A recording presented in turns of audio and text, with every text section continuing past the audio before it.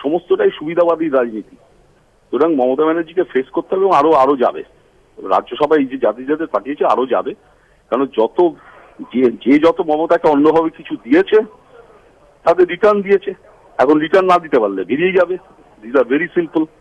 তো আমরা এই ধরনের লোকেদের সম্বন্ধে ইন্টারেস্টেড নই, ধান্দাবাজ। এদের এক্সপোজ করা দরকার, ইনক্লুডিং এই মমতার দলের যতগুলো আছে যারা রাজ্যসভায় গেছে, ইনক্লুডিং এই আর্টিস্ট থেকে আরম্ভ করে। শুভা প্রসন্ন এখন মমতার সঙ্গ ত্যাগ করছে, মমতাও চাইছে শুভা প্রসন্ন যাতে না থাকে। তৃণমূল নেত্রী প্রথম থেকে ভেবেছিলেন একটা ঘুষ দেওয়ার রাজনীতি করে তিনি সমস্তটা ম্যানেজ করে নেবেন, কিন্তু সেটা তো বেশি দিন চলে না। এই এই জ্ঞানটাই তার নেই যে একটা মিথ্যের ওপর দাঁড়িয়ে কোনো কিছু তৈরি করা যায় না।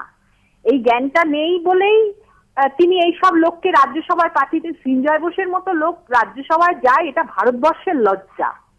সেটাও তো তিনি করেছেন তার ক্ষমতার অপব্যবহার করে। আজকে এটাই তার পরিণতি, এই ফলটাই তার পাওয়ার ছিল।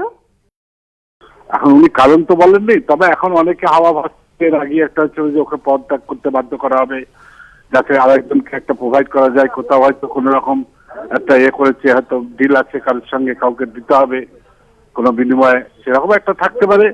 সেই বিনিময়ে কাউকে একটা রাজ্যসভায় পাঠাতে হবে, এরকম যদি একটা ডিল থাকে তখন তো সিট খালি করতে হবে। এখন 2017 আগে কোনো রাজ্যসভা নির্বাচন নেই রাজ্য থেকে, সেই হিসাবে হয়তো একটা হতে পারে। কিন্তু যাই হোক, উনি পদত্যাগের কারণটা বলেননি। আর এই দলেতে তৃণমূলের অবস্থা যা হয়েছে, কোনো ভদ্রলোক, কোনো আত্মসম্মান বোধ আছে, যাদের কিছুটা সম্মান আছে, তারা কেউ দলে নিজেকে জড়াতে চাইবে না। আস্তে আস্তে সবাই চলে যাবে। যারা এখনো যাদের সম্মান বোধ আছে, তারা কেউ দলেতে থাকবে না। যারা সমাজ নিষ্ঠাবান, তারা কেউ দলে থাকবে না। তাদের সবাইকেই চলে যেতে হবে আগামী দিনে।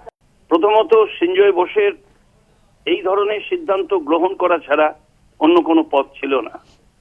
পার্টির হয়ে সে অনেক দিন ধরে যে পাপ বহন করেছিল, সম্ভবত তার মনের ভিতরে এই অনুতাপ এসেছিল যে পার্টির জন্য করতে গিয়ে আমাকে ভিকটিম হতে হয়েছিল, এটা আমার পক্ষে আর সহ্য করা সম্ভব নয়।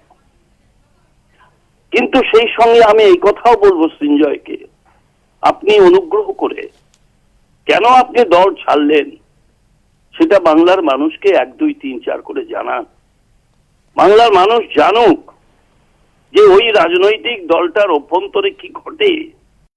সঞ্জয় বসু দেরিতে হলেও নিশ্চয়ই বুঝেছেন যে এই দলের সাথে থাকলে তার সমূহ বিপদ আছে। একাণ্ডে উনি জড়িয়ে গেছেন, সেটা ইচ্ছাকৃত হোক অনিচ্ছাকৃত হোক, নিশ্চয়ই এটা অভিপ্রেত ছিল না।